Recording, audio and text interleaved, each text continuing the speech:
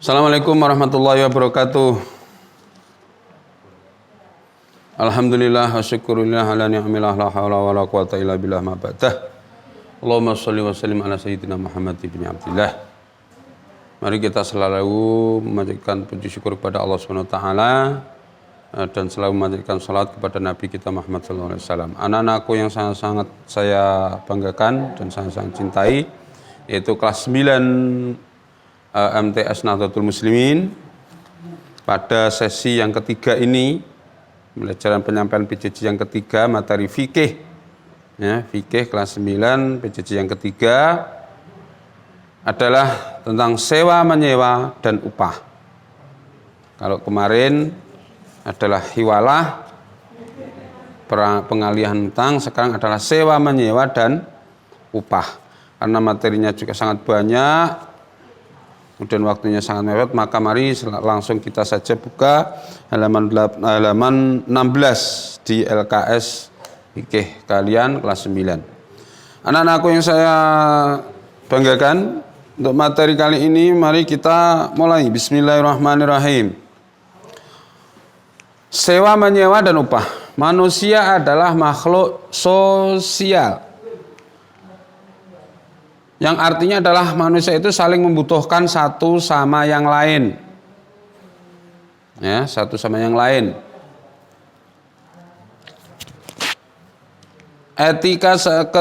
Ketika salah satu membutuhkan dan tidak memiliki apa yang dibutuhkan, maka yang lain bisa membantu. Itu namanya sosial, saling berinteraksi, saling membutuhkan, saling membantu, saling peduli. Kemudian yang akhirnya kita bahas adalah pengertian ijarah. Ijarah adalah secara sederhana diartikan dengan transaksi manfaat atau jasa. Transaksi sing ono manfaati. Ini ijarah. Atau jasa yang ada jasanya dengan imbalan tertentu. Ijarah wis jenenge opah. Sing ana imbalane, ana hadiah, ana ganjarane. Bila yang menjadi objek transaksi adalah manfaat atau jasa dari suatu benda disebut ijarah alal manafi' atau sewa menyewa, seperti sewa rumah untuk ditempati. Bila yang menjadi objek transaksi adalah manfaat atau jasa dari tenaga seseorang disebut ijarah alal amal atau upah mengupah, seperti upah menjahit pakaian, diupahi, bekerja diupahi. Macam-macam ijarah, ya, macam-macam ijarah. Ijarah dibagi menjadi dua. A, yaitu ijarah alal manafi', yang mengambil manfaat. Jadi ijarah sing mengambil manfaat tadi, yaitu ijarah yang objek akadnya adalah manfaat. Seperti menyewakan rumah untuk ditempati, mobil untuk dikendarai, baju untuk dipakai, dan sebagainya, rumah untuk ditempati. Ini namanya ijarah alal manafi, yang upah atas dasar ambil manfaat. B, ijarah alal amal, yaitu ijarah yang objek akadnya jasa atau pekerjaan, seperti membangun gedung atau menjahit pakaian. Oleh karena itu pembahasannya terkait pekerjaan karyawan. Ijarah menurut ulama fikih hukumnya boleh atau mubah apabila jenis pekerjaan itu jelas, seperti buruh bangunan, tukang jahit, buruh pabrik, tani, tukang sepatu. Ijarah adalah yang bersifat pribadi, seperti mengaji seorang untuk menggaji orang untuk menjadi pembantu rumah tangga, dan yang ada pula yang bersifat serikat atau kerjasama. Contohnya adalah perusahaan yang menggaji karyawan yang bekerja di sana. Kedua bentuk ijarah dalam pekerjaan itu menurut ulama fikih hukumnya boleh. Orang pabrik yang sifatnya adalah sifatnya transaksi bersifat serikat atau kebersamaan orang banyak, sebagaimana karyawan di pabrik. Kalau di Kudus ini ada Polytron, Jarum, Sukun, itu pabrik serikat namanya. Boleh. Atau yang berunsur pribadi, individu, contohnya kita menyuruh orang untuk membangun rumah, menggarap sawah secara pribadi, itu hukumnya boleh. Adapun pembahasan dari dua macam ijarah adalah sebagai berikut. Ijarah alal manafi. Dasar hukum ijarah alal manafi. Askinuhunna min haitsu sakantum min wujdikum wala tudarruhunna litudayyiqu alaihin. Wa in kunna ulati hamlin fanfiqu alaihinna hatta yadha'na hamlahun. Fa in arda'na lakum fa'atuhunna ujurahun wa'tamiru bainakum bima'ruf wa in ta'asartum fasaturdi'u lahu ukhra.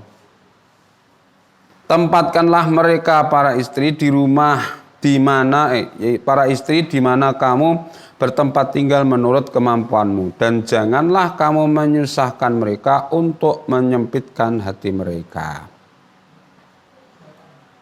Dan jika mereka para istri yang sudah ditalak itu sedang hamil, maka berikanlah kepada mereka nafkahnya hingga mereka bersalin sehingga sampai melahirkan. Kemudian jika mereka menyusukan anak-anakmu untukmu, maka berikanlah kepada mereka upahnya. Kon biayailah, tetap dirawat, ojo ditinggal pecing, sakit, wong meteng malah ditinggal lunga. Ramatok itu. Dan musyawarahlah di antara kamu segala sesuatu dengan baik, dan jika kamu menemui kesulitan maka perempuan lebih boleh menyusukan anak itu. Jadi hak asuh itu malah nang wong wedok nek ancen ana kerepotan. Menurut hadisnya Nabi annahu sallallahu alaihi wasallam naha anil muzara'ati wa amara bil mu'ajarati wa qala la ba'sa biha, rawahu Muslim. Sesungguhnya baginda Nabi sallallahu alaihi wasallam melarang muzara'ah dan memerintahkan mu'ajarah, akad sewa. Beliau bersabda, tidak apa-apa melakukan mu'ajarah. Nih, upah maksudnya ora apa-apa. Dua, rukun dan syarat ijarah halal manafi. Orang-orang yang menyewakan, mukjir namanya. Orang yang menyewakan dan orang yang menyewa, mustajir. Ana wongi, ada orang sing menyewakan, sebagaimana rumah contoh kos-kosan, ana sing duwe kos-kosan, ana sing butuh kos-kosan. Dadi ana sing nyewakno, ana sing nyewa. Lah sing menyewakan mujir dan orang yang menyewa mustajir. Keduanya harus sudah balik dan berakal sehat. Ya wong gendeng, wong gila kok nyewakan ya ora sah. Transaksinya orang-orang yang tidak berakal, orang gila itu ora sah. Ndak sah. Maka nek padha gedine bocah cewilik karo wong tuwik, ora matuk, ora ketemu, ndak jadi. Akadnya ndak bisa. Orang yang tidak punya akal alias gila ndak bisa. Yes, harus sudah besar, balik dan berakal.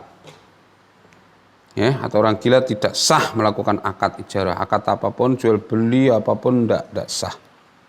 Ya. Dan ijarah juga harus berdasarkan pada asas suka sama suka atau antara ridho sama ridho. Berarti sah maksudnya sama akadnya oke, sepakat. Yang rukun dan syarat yang kedua adalah rukunnya barang yang disewakan atau ain mustajirah.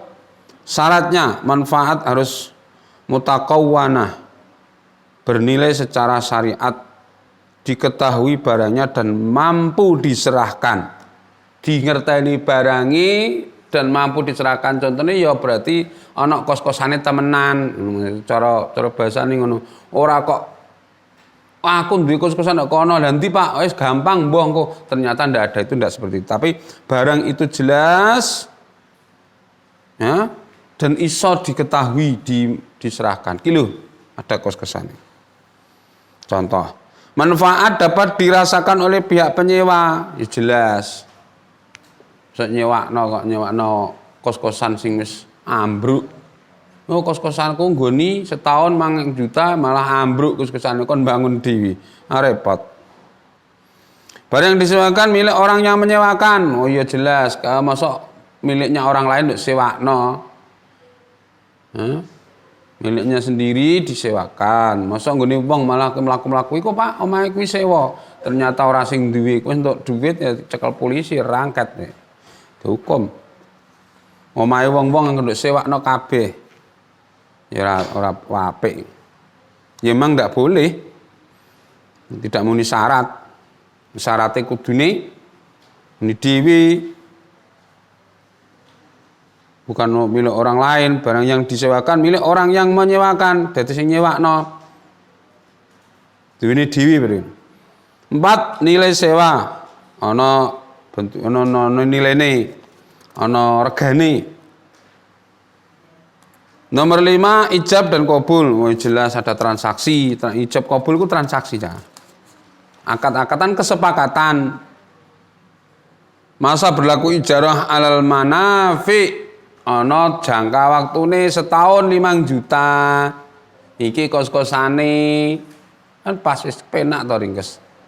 Ana kos-kosane, ana sing duwe kos, ana sing nyewa, ana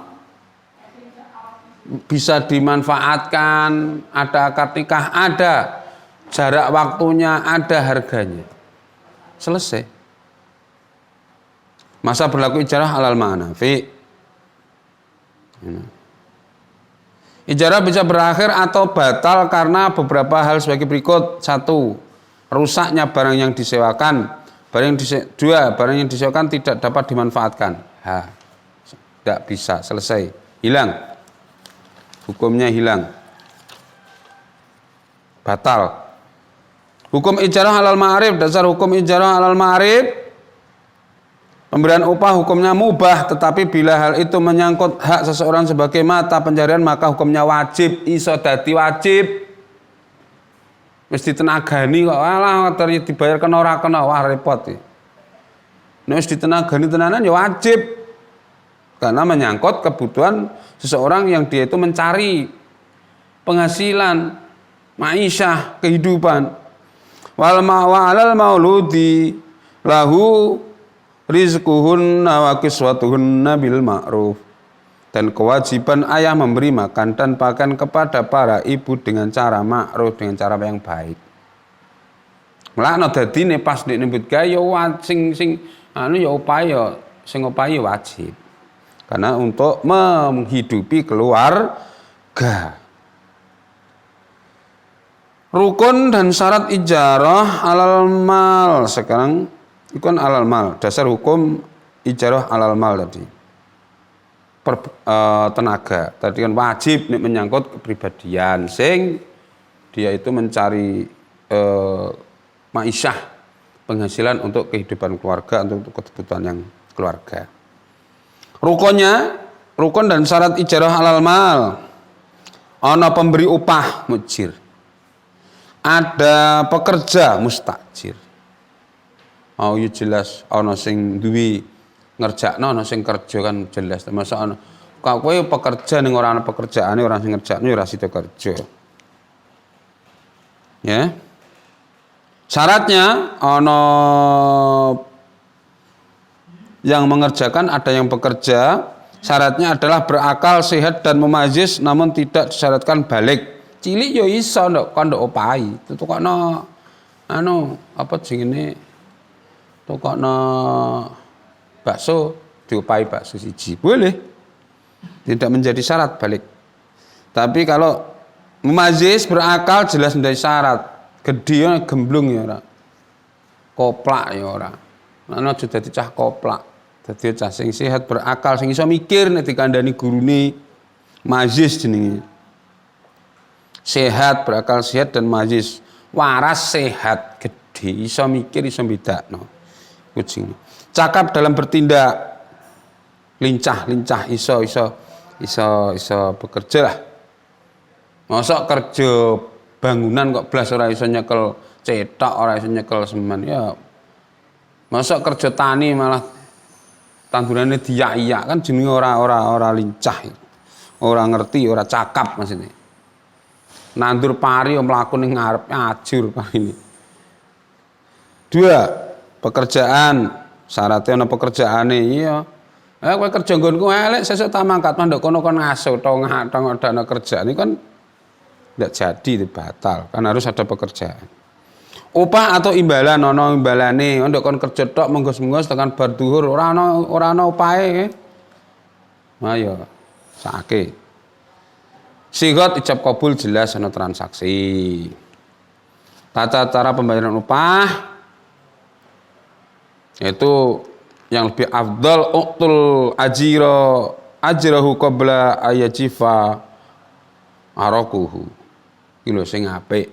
Jadi bendoro kalau bisa jadi bos itu seperti ini. Berikanlah upah kepada buruh sebelum keringatnya kering. Do malah nduk ndi nganti ditogah-tagih. Ya, hukum disyaratkan upah yaitu membina ketentraman dan kebahagiaan, memenuhi nafkah keluarga, memenuhi hajat hidup masyarakat, menolak kemungkaran. Tuh. Jadi hikmah disyariatkan upah. Ki ono carane membina ketentraman dan kebahagiaan hikmah. Terus hikmahnya lagi memenuhi nafkah keluarga. Hikmahnya lagi memenuhi hajat hidup manusia. Hikmahnya lagi menolak kemungkaran karena ada pekerjaan nggak ora sido maling. Nek wong nganggur pekerja ra iso kerjane ditolak maling pisan. Lah ana ne pekerjaan ada ijarah diupahi kuwi dadine bisa menolak kemungkaran. Coba kamu menyuruh orang untuk bekerja seminggu keringat ditenagani tenan tekan kari-kari gak ndok upahi, ilang motormu colong nanti gua. Nah, itu adalah untuk menyulut kemungkaran nek kowe ra ngono kuwi. Demikianlah. Mohon maaf sangat cepat sekali karena memang materinya banyak tapi waktunya sedikit. Maka silakanlah dipelajari lagi di LKS kalian masing-masing. Sebelum saya tutup, silakan nanti ada yang harus dikerjakan respon kalian melalui link yang ada di bawah ini, yaitu buka LKS Fikih kelas 9 halaman 20 ulangan harian nomor 1 sampai 3. Saya ulang, yang wajib dikerjakan adalah halaman 20 ulangan harian nomor 1 sampai 3 pada LKS Fikih kelas 9. Demikian dari saya cukupkan sekian. Semoga kita selalu mendapat perlindungan dari Allah Subhanahu wa taala, selalu dibimbing oleh Allah, diberi kesemangatan, diberi kesehatan zahir batin. Terutama doa, mari kita saling mendoakan di antara kita. Saya mendoakan anak-anak untuk selalu sehat. Juga anak-anak harus mendoakan kepada seluruh bapak ibu guru selalu sehat sehingga pembelajaran kita tetap bisa berjalan dengan baik. Akhirnya wallahul muwaffiq ila aqwamit thoriq. Wassalamualaikum warahmatullahi wabarakatuh.